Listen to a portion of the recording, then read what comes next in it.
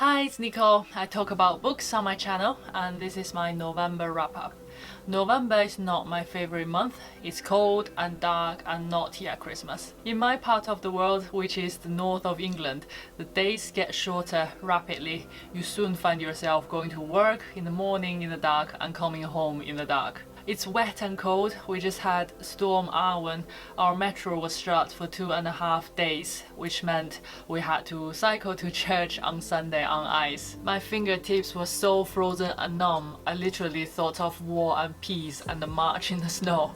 I know this sounds over the top, and many of you live in way colder countries than I do, but my finger burned when I defrosted them. All this is just to say I don't like November, so I prepared myself to cope with fantasy. And also, this is the second year I'm doing my Reading Oxford project. So that means I need to read books from before the Victorian era. And also, as always, if it's possible, I'd like to read a mixture of fiction and non-fiction.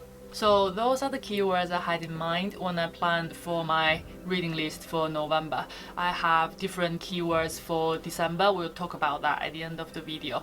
So back to November, the keywords are fantasy, pre-Victorian, and a mixture of fiction and non-fiction. So here are all the books I read in November. I'll chat through them from the newest to the oldest in terms of when they were written and published. Piranesi is a fantasy novel that came out this year and won the Women's Prize for Fiction. I thought the contestants on the shortlist this year were really strong. I read 4 out of 6 titles on the shortlist. The judges must have had a wonderful headache to make the decision. Piranesi is the name of the main character. He lives in this vast space that is made up of halls, staircases, and hundreds of statues. The book is made up of his diary entries, and in the first entry he went to observe the tide. The story begins like this. When the moon rose in the 3rd northern hall, I went to the 9th vestibule. Entry for the first day of the 5th month in the year the albatross came to the south-western halls. When the moon rose in the 3rd northern hall, I went to the 9th vestibule to witness the joining of 3 tides. This is something that happens only once every 8 years. And the entry talks about how he climbed onto a statue named a woman carrying a beehive and watched the tides coming in from far eastern halls, northern halls, and western halls. But he soon realized the tides were much stronger and higher than he expected, and they soon overwhelmed him completely. And he wrote, I thought that I was going to die, or else that I would be swept away to unknown halls, far from the rush and thrum of familiar tides. But the tides died down and he survived. The entry ends with, the beauty of the house is immeasurable, its kindness infinite. There are so many questions immediately popping into my head. When entering into a new story, especially a fantasy, I collect information as I go and try to get a bearing in this new world. But the first chapter of Piranesi was so disorientating. I felt like drowning with Piranesi in the tides. What is this place? Why is the date calculated like this? Why is there tide and sea in the building? What is he doing here, and how long has he been here? The author drops hints and clues quietly, and before you realize, it builds up to a tsunami of a climax. All you can do is hold on for dear life. The author is a magician with words. One magic trick she does is to use capital letters for words you wouldn't usually capitalize. For example, the moon rose, the moon has a capital M. The tide has a capital T. The tide had no color to speak of, and its waters were no more than ankle deep. Waters has a capital W. It spread a grey mirror across the pavement. Pavement has a capital P, the surface of which was marbled with streaks of milky foam. Foam has a capital F. These capital letters somehow make the space feel larger, emptier, and more in the foreground. These are not just vague objects in the background, just the setting. These are the focal points of the story, the main characters. There are the statues, the halls, the sea, and there is Piranesi.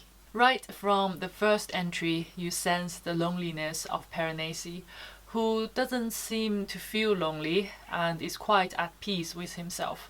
There's this small, lone figure in this vast space, the silent statues, the sound of the sea. He explores the halls, he admires its beauty, and worships the house as if it's alive. Nothing harms him, and he seems to have no fear of danger or death. Not sure if this is an appropriate comparison, but this really reminds me of Adam in Genesis chapter 2, where he was created first and lived in the Garden of Eden on his own. He would have lived in an infinitely beautiful, bountiful, and safe place. He would have been at peace with himself because he was at peace with God.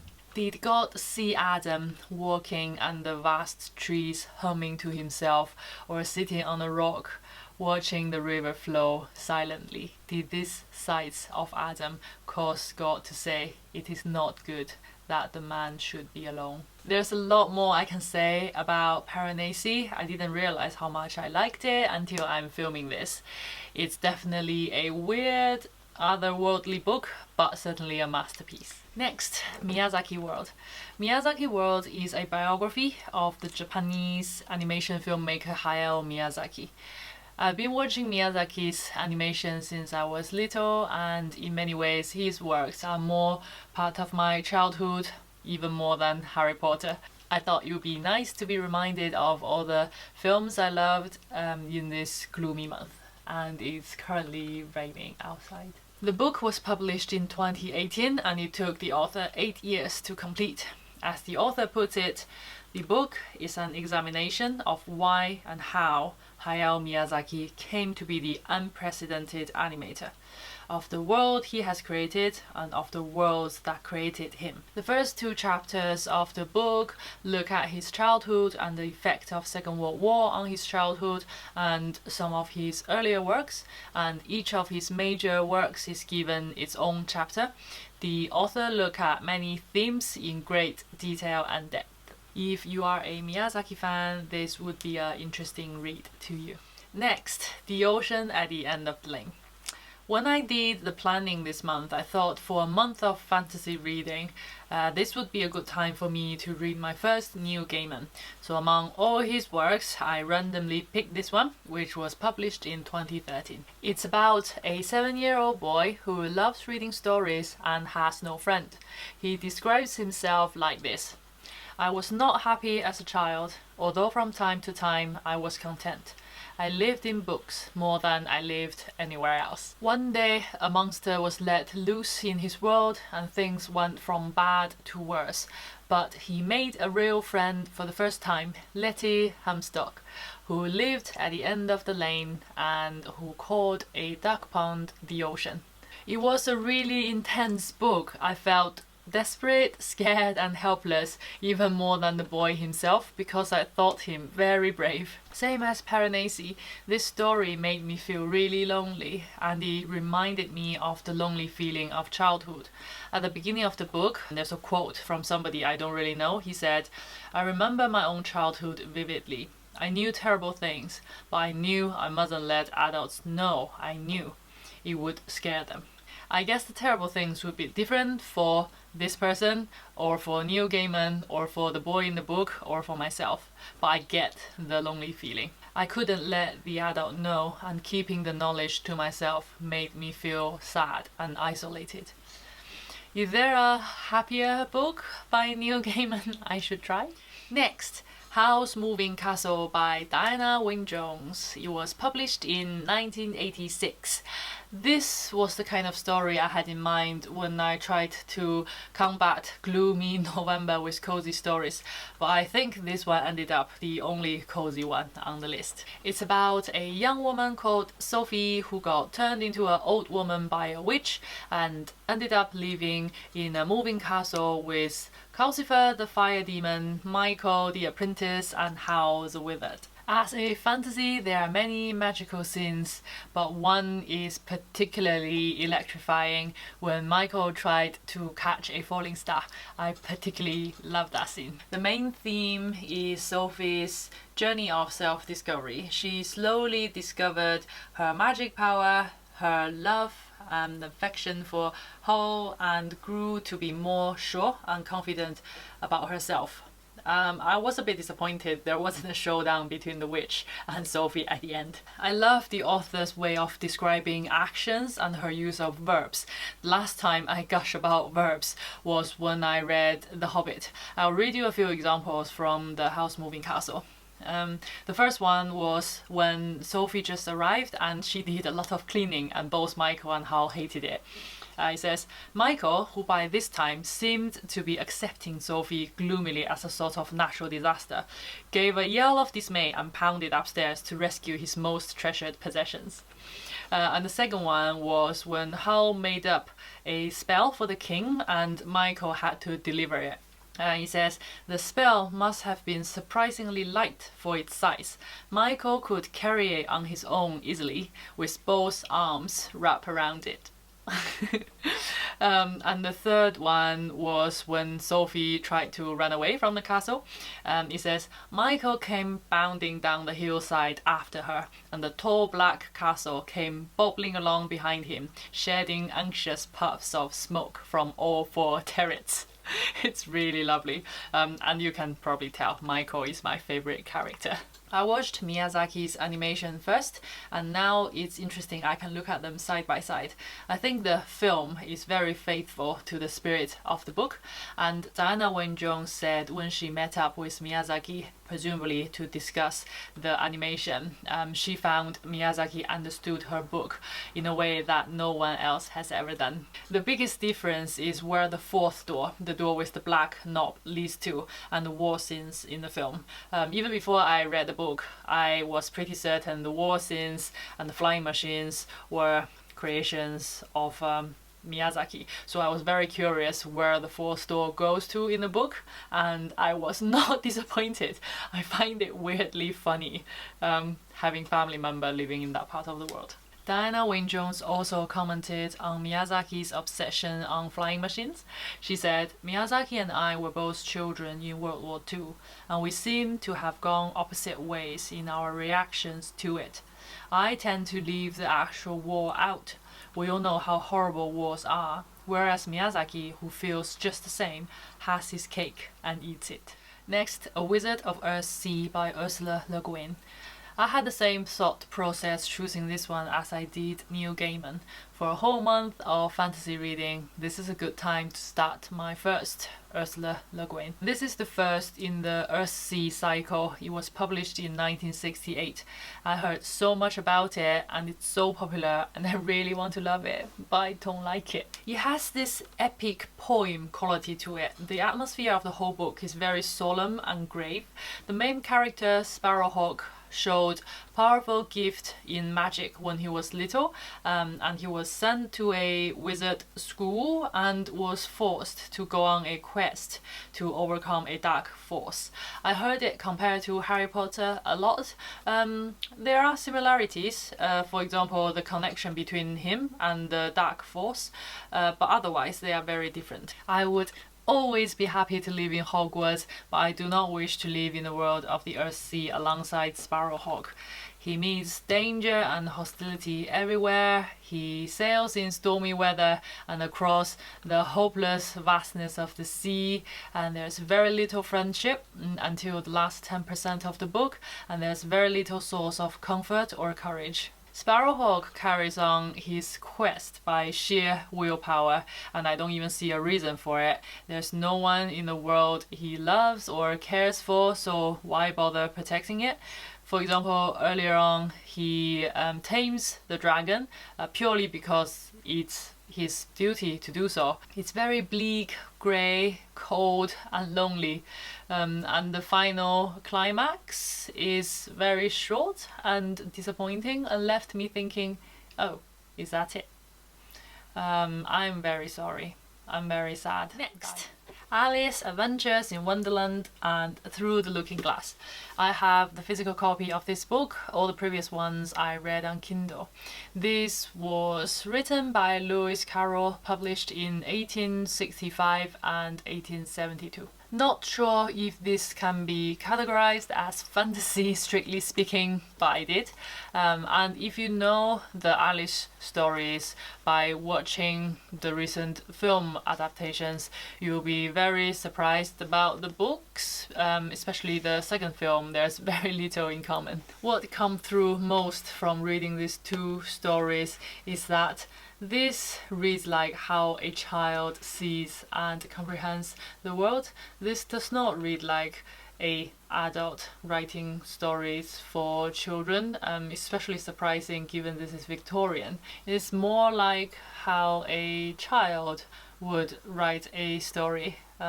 If a child could write a long story, it would have read something like this. There are a lot of studies on the author and these two books. I read the introduction in this edition, Oxford World Classics 2009. A lot of it is very interesting and helpful. For example, it says, Wonderland is not a land of wonders, but rather a land where one wonders. But there are also a lot of things in the introduction I wish I never know. We've been travelling back in time and we have now left the familiar water of the Victorian era, and we will now go further back in history. The last 3 books were from my Reading Oxford project Year 2 curriculum. I was really glad to find titles on my curriculum, but at the same time came under the fantasy category. First of all, The Blazing World. The description of a new world called the Blazing World, written by the thrice noble, illustrious and excellent princess, the Duchess of Newcastle, Margaret Cavendish, in 1666. We are in the 17th century. Her writings are listed in the Norton Anthology. I also find her name in Feminism, a very short introduction. Describes her as an intellectually astute writer who spoke out eloquently against the hostility directed at any woman regarded as outspoken or ambitious. The Norton Anthology describes the Blazing World as part romance, part utopia, and part science fiction. It's about a young woman enters a different universe by accident, and the emperor of this universe marries her immediately and gives her the absolute power to rule the place. The author's imagination of the people groups in this universe is fabulous. It says, some of a deep purple, some of a grass green, some of a scarlet, some of an orange color, etc. And they are some were bearmen, some wormmen, some fish or mermen, otherwise called sirens, some birdmen, some flymen, some antmen, some geesemen, some spidermen. She then spends pages after pages asking the inhabitants of this new world about their scientific experiments. She asks them, what is the sun, what is the moon, what is the air, what is ice and snow, what is thunder and lightning. It gives some ideas to 17th century science, but I admit this is not the fun part. The Empress then wants a scribe. She wants Aristotle, Plato, or Epicurus, and she's told those famous men were very learned, subtle, and ingenious writers. They were so wedded to their own opinions that they would never have the patience to be scribes. So the Emperor says, how about one of those modern writers? Apparently, they are so self-conceited that they would scorn to be scribes to a woman. But there's a lady, the Duchess of Newcastle.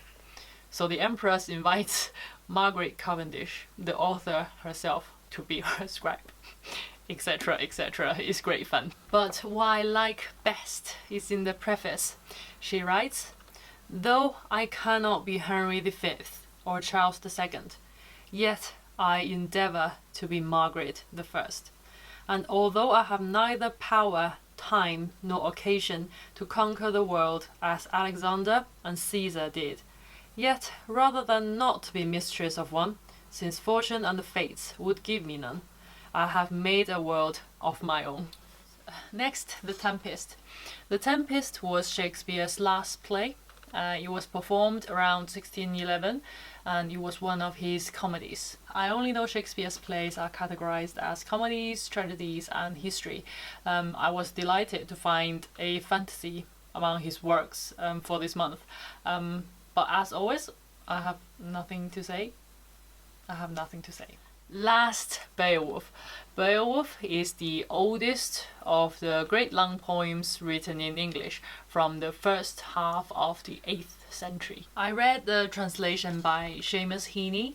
It's about a warrior called Beowulf who killed monsters and a dragon heroically so people can live in peace. I was most surprised by its explicit references to God and the Bible. For example, Grendel the monster was a descendant from Cain who became an outcast because he killed his brother Abel. I guess I was surprised because first, this was very old. The story was written down a long time ago and could have come from even earlier.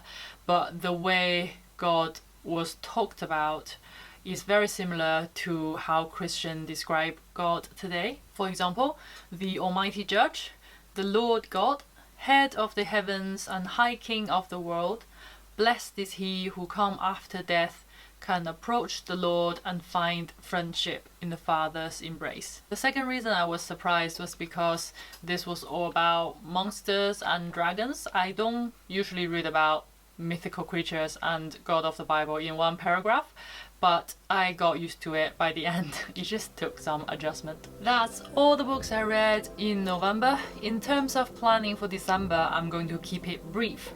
I have a few keywords for December. First is Christmas themed classics, and second is anything from my Reading Oxford Year 2 curriculum, and the third one is rereads. So I'd like to reread some of the books I rushed through earlier on this year, but I'm not going to give all the specific titles in this video. So that's all for today. Thank you very much for watching. See you in my next video.